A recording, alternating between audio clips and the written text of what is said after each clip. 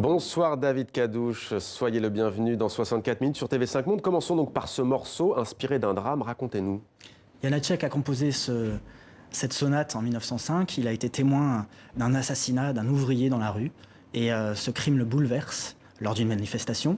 Et il décide de composer cette sonate en hommage à cet ouvrier, en hommage à ce moment qu'il a vécu. Et donc on a cette sonate qui est en deux mouvements. Le premier mouvement c'est Pressentiment et le deuxième mouvement c'est La mort. Et c'est une sonate où les silences sont habités par, j'imagine, un cri, le cri peut-être de cet ouvrier, par les doutes et par ce qui s'est passé. Alors ce clip, c'est un peu Black Mirror quand même. Expliquez-nous pourquoi avoir convoqué la modernité pour parler de cette histoire qui commence à remonter. Il ne s'agissait pas de convoquer la modernité juste pour le faire, c'était juste qu'on avait cette opportunité d'utiliser ce magnifique dernier étage à Radio France. On a composé un scénario autour de ça et puis je pense que ça nous a aussi ancré moi, en tant qu'artiste qui interprète des œuvres d'il y a parfois 200 ans, ça m'ancre dans la modernité et ça me fait parler de quelque chose d'actuel et de dire que oui, ce message est valable aujourd'hui. Alors vous avez façonné ce disque, vous avez imaginé ce programme après avoir lu Les années de la romancière Annie Ernaux. Qu'est-ce qui vous a inspiré au juste ? Le livre Les années d'Annie Ernaux est un livre magnifique et sa dernière phrase, sauver quelque chose du temps où l'on ne sera plus jamais. Et pour moi, un bouleversement parce que ça représente vraiment la mission de l'artiste. L'artiste, comme n'importe quel être humain, sait que ses souvenirs sont condamnés à mort. Et peut-être la manière de faire de l'art pour l'artiste, enfin, la manière de témoigner, c'est de rappeler les gens qu'on a aimés, de rappeler les événements passés et de le faire en art, c'est de rendre hommage à tous ces moments-là. Alors avant de sortir ce disque, vous avez joué ce programme plusieurs fois en concert.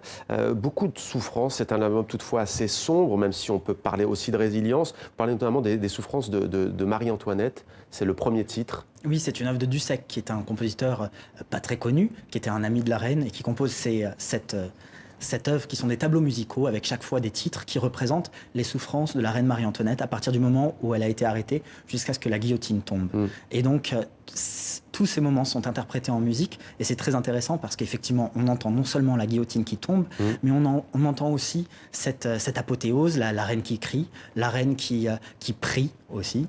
Et c'est une musique qui n'est pas si dramatique que ça parce que je pense qu'il poétise justement cette souffrance et qu'il parle d'elle de manière très bienveillante.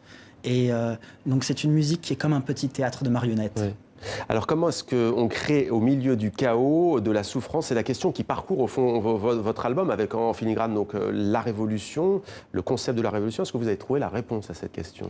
Comment est-ce qu'on crée? On ne peut pas faire autrement que créer en fait. Quand tout s'effondre autour de nous, je pense qu'il n'y a plus de questionnement par rapport à cela. On crée parce qu'on doit rendre hommage, on doit aimer, on doit se rappeler des gens qu'on a aimés. Et pour les artistes, c'est peut-être la plus belle manière de faire de l'art. Alors vous remontez le temps donc à travers ces grands compositeurs. La musique comme manière d'honorer la mémoire, est-ce que cette question, ce thème de la révolution, est-ce qu'il résonne selon vous avec l'actualité aujourd'hui?